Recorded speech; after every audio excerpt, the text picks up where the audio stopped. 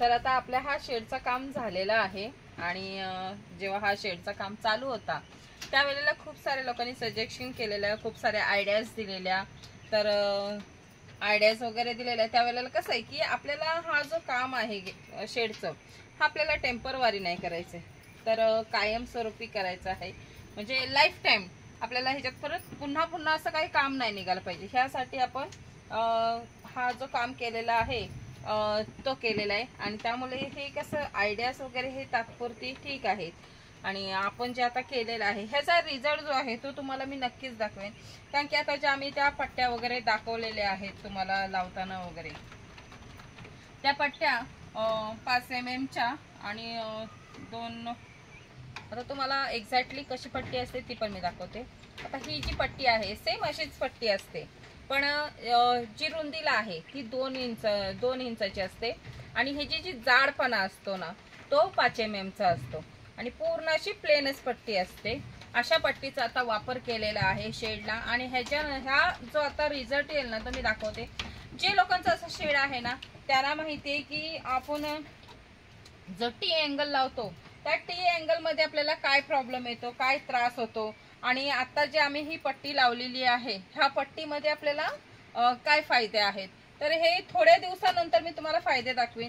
कारण की आता जस्ट लावलेले आहेत त्यामुळे त्याचा रिझल्ट वगैरे, जसं आता टी अँगल मध्ये जे आपल्याला प्रॉब्लेम जे त्रास आलेले ते त्रास येऊ नये त्याच्यासाठी हे आहे.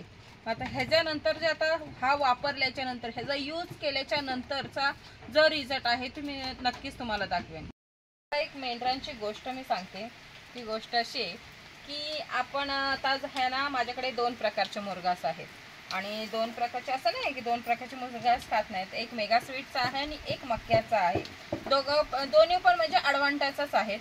आणि जो केला होता मुरघास तो सेम पद्धतीत केलेला, काही फरक नाही की मेगा स्वीटचं वेगळं केलंय मक्याचं वेगळं केलंय असं काही केलं नाही. तर एकच याच्या सिस्टमनी केलेला आहे आपण मुरघास तो दोन्ही सुद्धा.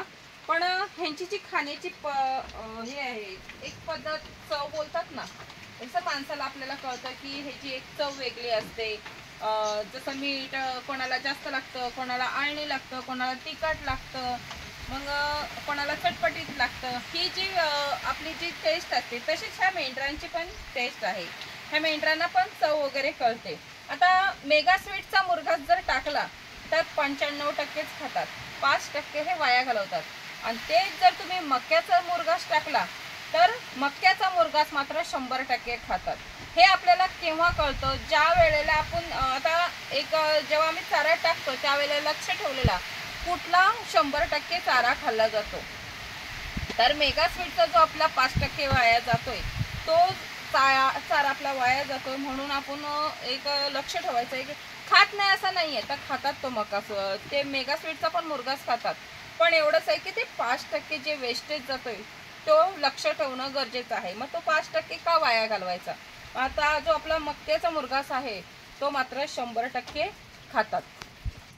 आणि तसंच आपल्या सुक्या चाऱ्याचा पण आहे.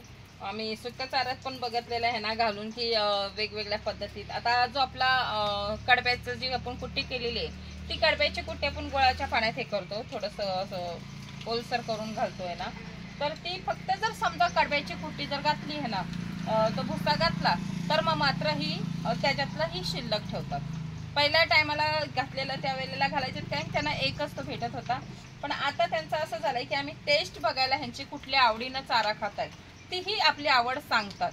आता समजा आपल्याला जर मिठाई जर दिली तर आपण जास्तीत जास्त किती खाऊ शकतो, तर पाव किलोचं, आणि ते पण संपणार आहे का एखाद्याच्या, ते पण संपत नाही. तसंच आहे की हा जो आपण कडब्याची बनवले ते गोड असतं आणि त्याच्यात आपण गोडाचं पाणी मिक्स करतो तो एक गोड असतो. त्यामुळे मग ती त्यातलीही शिल्लक ठेवतात. जसा मेगा स्वीटचा ठेवतात ना तसा तोही शिल्लक ठेवतात. मग त्याच्यात काय तर आपण जो हरभऱ्याचा भुस्सा आणलाय ते दोन्ही आपण मिक्स करतो. आता समजा 10 किलो जर आपण कडब्याचा घेतलेला भुस्सा आणि त्याच्यात 5 किलो आपण हरभऱ्याचा जर भुस्सा मिक्स केला ना आणि मग त्याला गुळाच्या पाण्याने वगैरे हे भिजवून वगैरे हे ना घातलं तर ते 100% खातात. कारण की काय होतंय की जी टेस्ट आहे ती टेस्ट त्यांना म्हणजे आवडते. दोन्ही मिक्स जसं आपल्याला तिखट गोड असं मिक्स करून दिलं की खातो ना आपण, तसं त्यांनाही आवडतं. मग तीही आपली चव ही सांगत असतात की आम्हाला काय आवडतंय. आणि आपल्याला मेंढीपालनात एकच शिकायचं आहे, ते म्हणजे ह्यांना काय आवडतंय तेच त्यांना द्यायचं आहे. आता मेगा स्वीटचं कसं झालंय, ते तर काही केल्याने तुम्ही कसेही घाला आणि कुठल्याही पद्धतीत घाला, त्यातले 5% वाया जाणार हे तर नक्कीच आहे. मग आपल्याला काय आहे तर मक्याचा जो मुरघास आहे ते 100% खातात. आणि हा जो म्हणजे हा अभ्यास जो आहे आपला, हा आपल्याला तेव्हा शिकायला भेटतो ज्या वेळेला आपल्याकडे प्राणी आहेत. आता हा समजा तुम्ही कुठे ट्रेनिंग मध्ये वगैरे जरी गेलात तर हे आपल्याला शिकायला भेटणार आहे का, तर नाही भेटू शकत. कारण की ती लोक सांगतातच ना की हा चारा घाला, सोयाबीनचा घाला, हरभऱ्याचा घाला, मेगा स्वीटचा मुरघास करा, मक्याचा मुरघास करा, हे आपल्याला फक्त सांगतात. पण ती खातात काय, 100% काय खातात हे आपल्याला तेव्हाच कळतं ज्या वेळेला आपण थोडे फार का होईना प्राणी सांभाळतो.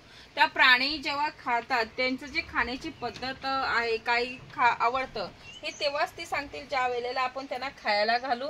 आणि ती खाण्याची पद्धत म्हणजे आता समजा मक्याचा जो मुरघास आम्ही टाकलाय तो 100% संपवलाय आणि आपल्या जसं मेगा स्वीटचा उरलेला आहे हे आपल्याला केव्हा बघायला भेटलं, त्या वेळेला ज्या वेळेला त्यांनी खायची सुरुवात केली आणि त्याच्यात शिल्लक कुठला राहतोय हे आपण आपल्या निदर्शनात आलं, त्यामुळे आपल्याला माहितीये की ह्यातलं कुठलं 100% खाल्लं जातं.